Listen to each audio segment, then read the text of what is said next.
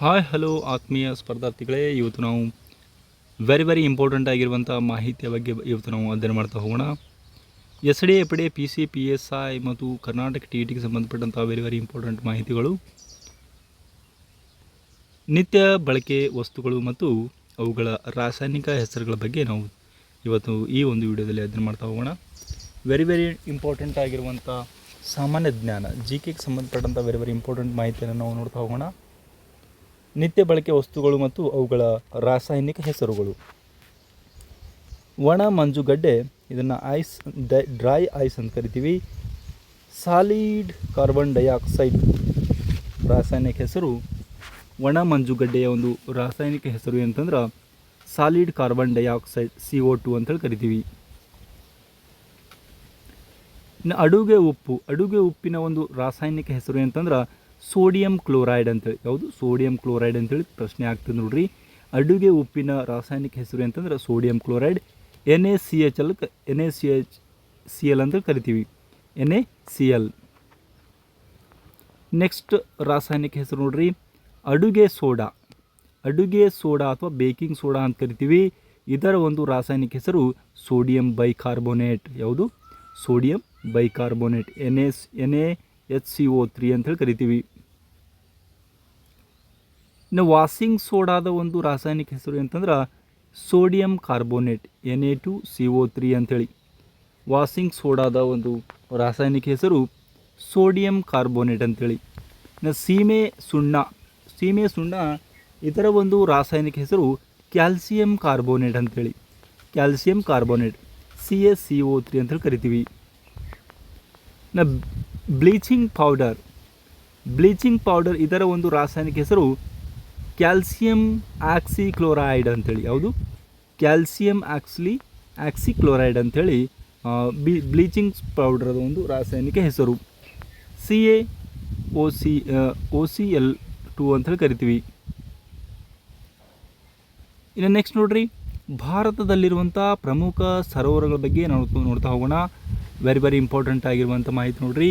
ಇದರ ಮೇಲೆ ಕೂಡ ಪ್ರಶ್ನೆ ಆಗ್ತದೆ. ಅತಿ ದೊಡ್ಡ ಸಿಹಿ ನೀರಿನ ಸರೋವರ ಯಾವುದಂತಂದ್ರೆ ಉಲಾರ್ ಸರೋವರ. ಇದು ಜಮ್ಮು ಮತ್ತು ಕಾಶ್ಮೀರದಲ್ಲಿ ಕಂಡುಬರ್ತದೆ.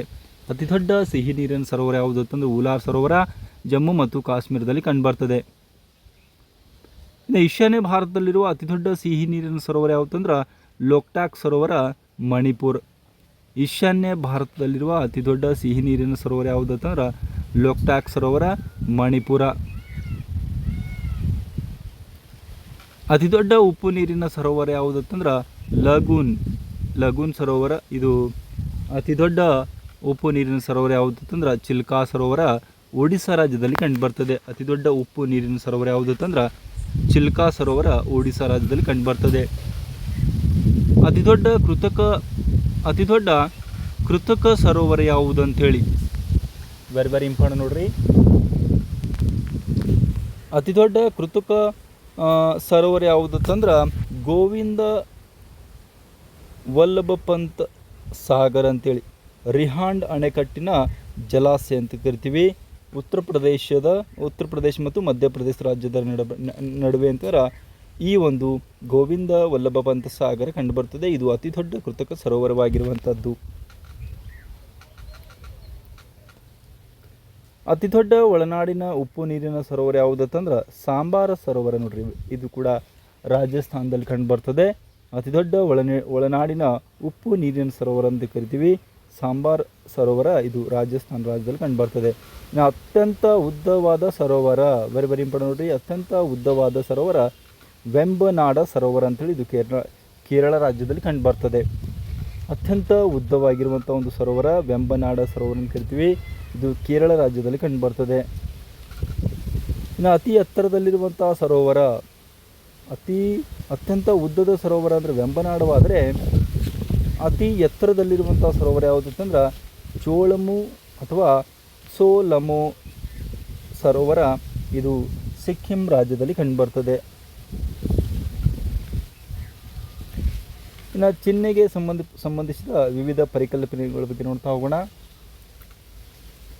ಹಳದಿ ಲೋಹ ಅಂಥೇಳಿ ಚಿನ್ನವನ್ನು ಕರಿತೀವಿ.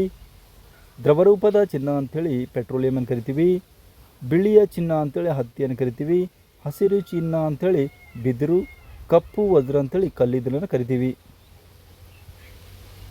ಇನ್ನು ಅಬ್ರಕವನ್ನು ಕಾಗೆ ಬಂಗಾರವನ್ನು ಅಬ್ರಕ ಅಂತ ಕರಿತೀವಿ. ಕೆಂಪು ಚಿನ್ನ ಅಂಥೇಳಿ ಕೇಸರಿ, ಇದು ಜಮ್ಮು ಕಾಶ್ಮೀರದಲ್ಲಿ ಕಂಡುಬರುವಂಥದ್ದು ನೋಡ್ತೀವಿ. ಇನ್ನು ಪ್ರಮುಖ ವೈಜ್ಞಾನಿಕ ಸಿದ್ಧಾಂತಗಳು ಮತ್ತು ಅವುಗಳ ಪ್ರತಿಪಾದಕರ ಬಗ್ಗೆ ನೋಡ್ತಾ ಹೋಗೋಣ.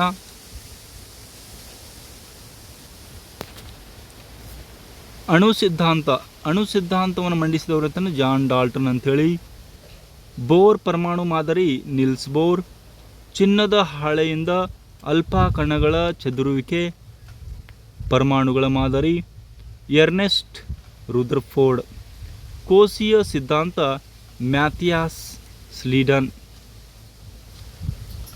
ಕೋಶೀಯ ಸಿದ್ಧಾಂತ ಮ್ಯಾಥಿಯಾಸ್ ಸ್ಲೀಡನ್ ಮತ್ತು ಥಿಯೋಡೋರ್ ಶ್ವಾನ್ ಅಂಥೇಳಿ. ಜೀವಬಲ ಸಿದ್ಧಾಂತ ಜಯಾನ್ ಜಾಕೋಬ್ ಬರ್ಲಿಯಸ್. ಜೀವಬಲ ಸಿದ್ಧಾಂತ ಜಯಾನ್ ಜಾಕೋಬ್ ಬರ್ಲಿಯಸ್. ಸಾಪೇಕ್ಷ ಸಿದ್ಧಾಂತ ಆಲ್ಬರ್ಟ್ ಐನ್ಸ್ಟೀನ್. ದ್ರವಸ್ಥಾನ ಪಲ್ಲಟ ಆರ್ಕಿಮಿಡಿಯಸ್ ತತ್ವ, ಇದು ಇದಂತಾರೆ ಆರ್ಕಿಮಿಡಿಸ್ ಆಗಿರುವಂಥದ್ದು.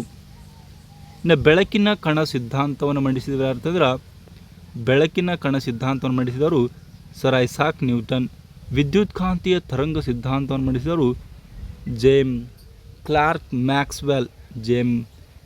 Clarke Maxwell. ಕ್ವಾಂಟಮ್ ಸಿದ್ಧಾಂತ, ಇದು ಮ್ಯಾಕ್ಸ್ ಪ್ಲಾಂಕ್ರವರಾಗಿರುವಂಥದ್ದು. ಇನ್ನು ಭಾರತದಲ್ಲಿ ಕಂಡುಬರುವಂಥ ಪ್ರಮುಖ ಪರಮಾಣು ವಿದ್ಯುತ್ ಸ್ಥಾವರಗಳ ಬಗ್ಗೆ ನೋಡ್ತಾ ಹೋಗೋಣ. ಇದರ ಮೇಲೂ ಕೂಡ ಬಹಳಷ್ಟು ಎಕ್ಸಾಮ್ಗಳಲ್ಲಿ ಪ್ರಶ್ನೆ ಆಗಿರುವಂಥ ನೋಡ್ತೀವಿ. ಕಕ್ರಾಪುರ್ ಪರಮಾಣು ವಿದ್ಯುತ್ ಸ್ಥಾವರ, ಇದು ಗುಜರಾತ್ ರಾಜ್ಯದಲ್ಲಿ ಕಂಡುಬರ್ತದೆ. ಕಕ್ರಾಪುರ್ ಪರಮಾಣು ವಿದ್ಯುತ್ ಸ್ಥಾವರ, ಇದು ಗುಜರಾತ್ ರಾಜ್ಯದಲ್ಲಿ ಕಂಡುಬರ್ತದೆ. ಕೈಗಾ ಪರಮಾಣು ವಿದ್ಯುತ್ ಸ್ಥಾವರ ಕರ್ನಾಟಕ, ಕೈಗಾ ವಿದ್ಯುತ್ ಸ್ಥಾವರ ಅಂತ ಕರಿತೀವಿ, ಕರ್ನಾಟಕದಲ್ಲಿ ಕಂಡುಬರ್ತದೆ.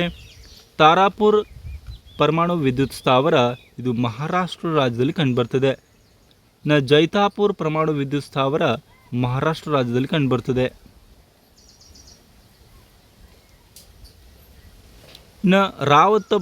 ರಾವ್ತಟ್ ಪರಮಾಣು ವಿದ್ಯುತ್ ಸ್ಥಾವರ ರಾಜಸ್ಥಾನದಲ್ಲಿ ಕಂಡುಬರ್ತದೆ. ಯಾವುದು? ರಾವ್ತಟ್ ಪರಮಾಣು ವಿದ್ಯುತ್ ಸ್ಥಾವರ ರಾಜಸ್ಥಾನದಲ್ಲಿ ಕಂಡುಬರ್ತದೆ. ರಾಜಸ್ಥಾನ್ ಪರಮಾಣು ವಿದ್ಯುತ್ ಸ್ಥಾವರ, ಇದು ಕೂಡ ರಾಜಸ್ಥಾನ ಕಂಡುಬರ್ತದೆ. ಕುಡುಕೋಲಂ, ವೆರಿ ಇಂಪಾರ್ಟೆಂಟ್ ನೋಡ್ರಿ. ಕುಡುಕೋಲಂ ಪರಮಾಣು ವಿದ್ಯುತ್ ಸ್ಥಾವರ, ಇದು ತಮಿಳುನಾಡಿನಲ್ಲಿ ಕಂಡುಬರ್ತದೆ. ಕಲ್ಪಕಂ ಪರಮಾಣು ವಿದ್ಯುತ್ ಸ್ಥಾವರ, ಇದು ಕೂಡ ತಮಿಳುನಾಡಲ್ಲಿ ಕಂಡುಬರ್ತದೆ. ನರೋರಾ ಪರಮಾಣು ವಿದ್ಯುತ್ ಸ್ಥಾವರ ಉತ್ತರ ಪ್ರದೇಶದಲ್ಲಿ ಕಂಡುಬರ್ತದೆ.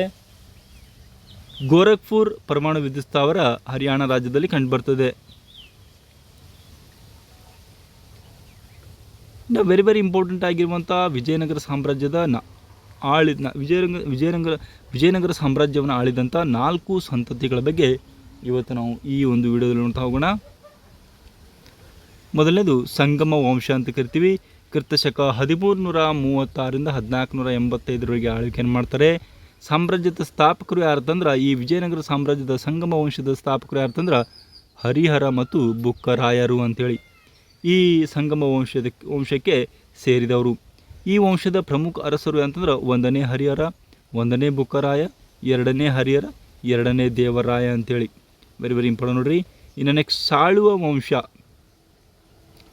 ಸಾಳುವ ವಂಶ ಕ್ರಿಸ್ತಶಕ 1485ರಿಂದ 1505ರವರೆಗೆ ಆಳ್ವಿಕೆಯನ್ನು ಮಾಡ್ತಾರೆ. ಸಾಳುವ ನರಸಿಂಹ ದೇವರಾಯ ಈ ವಂಶದ ಪ್ರಮುಖ ಅರಸನಾಗಿದ್ದು, ಈ ವಂಶದ ಆಳ್ವಿಕೆ ಕೇವಲ 20 ವರ್ಷಗಳ ಕಾಲ ನಡೆಯಿತು.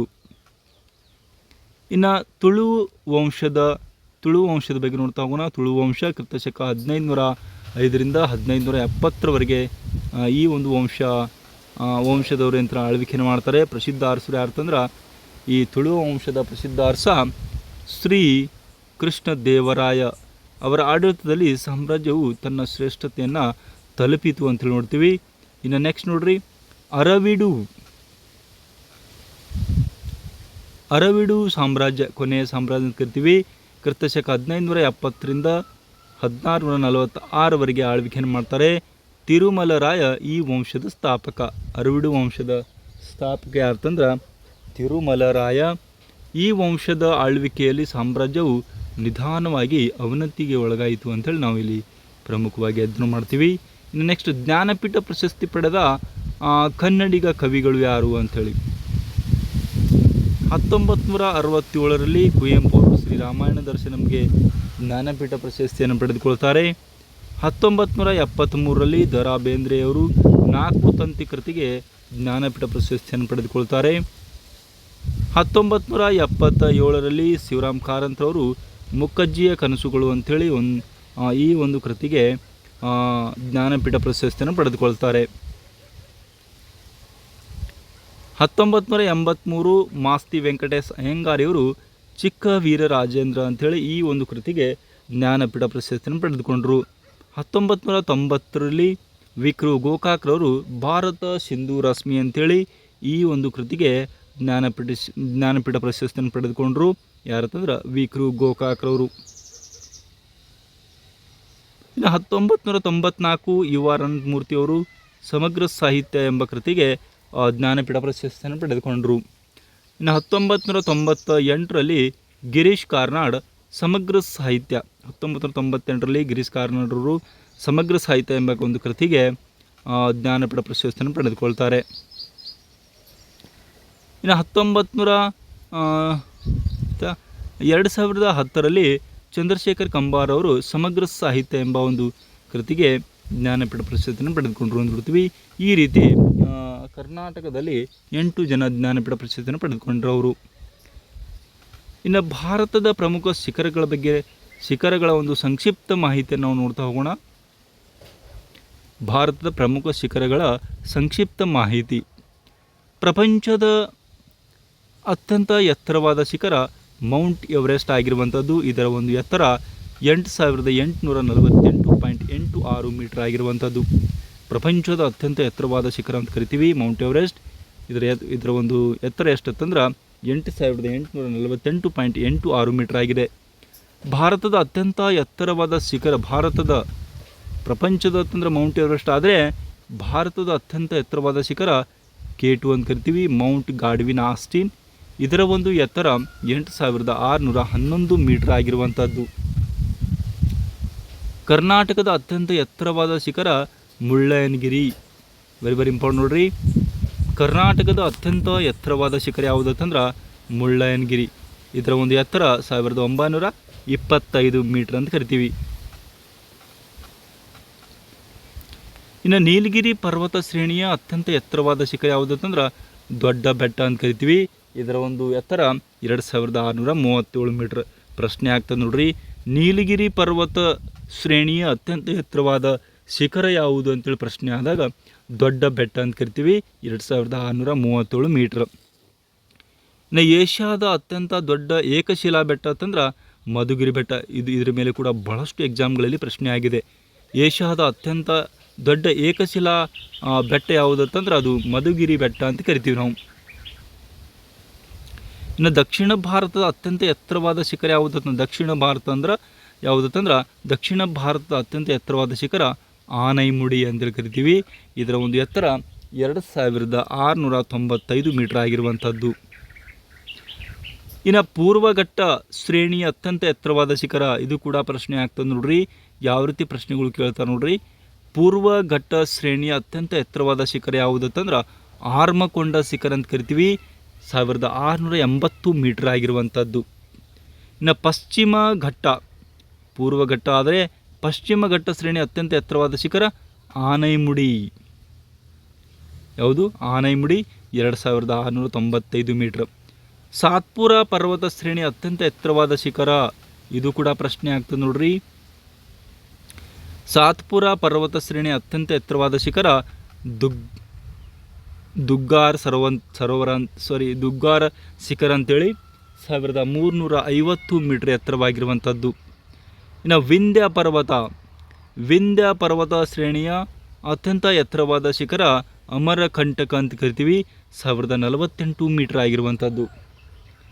ಇನ್ನು ಅರಾವಳಿ ಪರ್ವತ ಶ್ರೇಣಿಯ ಅತ್ಯಂತ ಎತ್ತರವಾದ ಶಿಖರ ಗುರು ಶಿಖರ 1722 ಮೀಟರ್ ಆಗಿದೆ. ನಾಗಾ ಪರ್ವತ ಶ್ರೇಣಿಯ ಅತ್ಯಂತ ಎತ್ತರವಾದ ಶಿಖರ ಸಾಬರಮತಿ ಶಿಖರ ಅಂತ ಕರಿತೀವಿ ಸಾಬರಮತಿ ಶಿಖರ ಇದರ ಒಂದು ಎತ್ತರ 3841 ಮೀಟರ್ ಎತ್ತರವಾಗಿರುವಂಥದ್ದು. ಇದು ಅಂತಂದ್ರೆ ನಾಗಾ ಪರ್ವತ ಶ್ರೇಣಿಯ ಅತ್ಯಂತ ಎತ್ತರವಾದ ಶಿಖರವಾಗಿರುವಂಥದ್ದು. ಇನ್ನು ಅಂಡಮಾನ್ ಮತ್ತು ನಿಕೋಬಾರ್ ದ್ವೀಪಗಳ ಅತ್ಯಂತ ಎತ್ತರವಾದ ಶಿಖರ ಯಾವುದಂತಂದ್ರೆ ಅಂಡಮಾನ್ ಮತ್ತು ನಿಕೋಬಾರ್ ದ್ವೀಪಗಳ ಅತ್ಯಂತ ಎತ್ತರವಾದ ಶಿಖರ ಸ್ಯಾಡುಲ್ ಶಿಖರ ಅಂಥೇಳಿ. ಇದರ ಒಂದು ಎತ್ತರ 732 ಮೀಟರ್ ಆಗಿರುವಂಥದ್ದು. ಇನ್ನು ಪ್ರಮುಖ ವ್ಯಕ್ತಿಗಳು ಬಿರುದುಗಳ ಬಗ್ಗೆ ನೋಡ್ತಾ ಹೋಗೋಣ. ಪ್ರಮುಖ ವ್ಯಕ್ತಿಗಳ ಬಿರುದುಗಳು ದಿನಕರ್ ದೇಸಾಯಿ ಅವರನ್ನು ಚುಟುಕುಗಳ ಬ್ರಹ್ಮ ಅಂತ ಕರೀತಾರೆ. ನಾಗಚಂದ್ರನನ್ನು ಅಭಿನವ ಪಂಪ ಅಂತ ಕರೀತಾರೆ. ಬಸವಪ್ಪ ಶಾಸ್ತ್ರಿ ಅವರನ್ನು ಅಭಿನವ ಕಾಳಿದಾಸ್ ಅಂತ ಕರೀತಾರೆ. ಮಾಸ್ತಿ ವೆಂಕಟೇಶ ಅಯ್ಯಂಗಾರ್ ಅವರನ್ನು ಕನ್ನಡದ ಆಸ್ತಿ ಯಾರಂತಂದ್ರೆ ಮಾಸ್ತಿ ವೆಂಕಟೇಶ ಅಯ್ಯಂಗಾರ್. ಪಿ ಕಾಳಿಂಗರಾವ್ ಅವರನ್ನ ಕನ್ನಡ ಕೋಗಿಲೆ ಅಂತೇಳಿ ಕರೀತಾರೆ. ಅತ್ತಿಮಬ್ಬೆ ದಾನ ಚಿಂತಾಮಣಿ ಅತ್ತಿಮಬ್ಬೆ ಅವರನ್ನು ದಾನ ಚಿಂತಾಮಣಿ ಅಂತ ಕರೀತಾರೆ. ಆಲೂರು ವೆಂಕಟರಾಯರವರನ್ನು ಕನ್ನಡ ಕುಲಪುರೋಹಿತ ಅಂತ ಕರೀತಾರೆ. ಕಂದಗಲ್ ಹನುಮಂತರಾಯರವರನ್ನು ಕನ್ನಡದ ಶೇಕ್ಸ್ಪಿಯರ್ ಅಂತ ಕರೀತಾರೆ. ಕನ್ನಡದ ಶೇಕ್ಸ್ಪಿಯರ್ ಅಂತಂದ್ರೆ ಕಂದಗಲ್ ಹನುಮಂತರಾಯರವರನ್ನು ಕರೀತಾರೆ. ಕುವೆಂಪು ಅವರನ್ನು ಕನ್ನಡದ ವರ್ಡ್ಸ್ವರ್ತ್ ಅಂತ ಕರೀತಾರೆ. ಅನ ಕೃಷ್ಣರಾಯರು ಕಾದಂಬರಿಯ ಸಾರ್ವಭೌಮ ಅಂತ ಕರಿತೀವಿ. TP ಕೈಲಾಸಂರವರು ಕರ್ನಾಟಕ ಪ್ರಹಸನ ಪಿತಾಮಹ ಅಂತ ಕರೀತಾರೆ. ಗಂಗಾಧರರಾವ್ ದೇಶಪಾಂಡೆ ಅವರನ್ನು ಕರ್ನಾಟಕದ ಕೇಸರಿ, ಕನ್ನಡ ಸಿಂಹ ಅಥವಾ ಕರ್ನಾಟಕದ ಕೇಸರಿ ಅಂತೇಳಿ ಗಂಗಾಧರರಾವ್ ದೇಶಪಾಂಡೆ ಅವರನ್ನು ಕರೀತಾರೆ. ಗಂಗೂಬಾಯಿ ಹಾನಗಲ್ ಅವರನ್ನು ಸಂಗೀತ ಗಂಗಾದೇವಿ ಅಂತ ಕರೀತಾರೆ. ಗಂಗಾಧರ ರಾಯರು ಗಂಗಾಧರ ರಾಯರವರನ್ನ ನಟ ಭಯಂಕರ ಅಂತ ಕರೀತಾರೆ. ಗುಬ್ಬಿ ವೀರಣ್ಣವರನ್ನ ನಾಟಕ ರತ್ನ ಅಂತೇಳಿ ಕರೀತಾರೆ. GP ರಾಜರತ್ನಂ ಅವರನ್ನು ಪದಬ್ರಹ್ಮ ಅಂತ ಕರೀತಾರೆ. ಪಾರ್ವತಿ ಸುಬ್ಬ ಯಕ್ಷಗಾನಾಚಾರ್ಯ. ಪುರಂದರದಾಸರು ಕರ್ನಾಟಕದ ಸಂಗೀತ ಪಿತಾಮಹ ಅಂತ ಕರೀತಾರೆ. ಪುರಂದರದಾಸರವರನ್ನು ಕರ್ನಾಟಕದ ಸಂಗೀತ ಪಿತಾಮಹ ಅಂತ ಕರೀತಾರೆ. ಬಸವಣ್ಣವರನ್ನು ಕರ್ನಾಟಕದ ಮಾರ್ಟಿನ್ ಲೂಥರ್ ಅಂತ ಕರೀತಾರೆ. ಬಸವಣ್ಣವರನ್ನು ಕರ್ನಾಟಕದ ಮಾರ್ಟಿನ್ ಲೂಥರ್ ಅಂತ ಕರೀತಾರೆ. KS ನರಸಿಂಹಸ್ವಾಮಿ ಅವರನ್ನು ಪ್ರೇಮ ಕವಿ ಅಂತೇಳಿ ಕರೀತಾರೆ.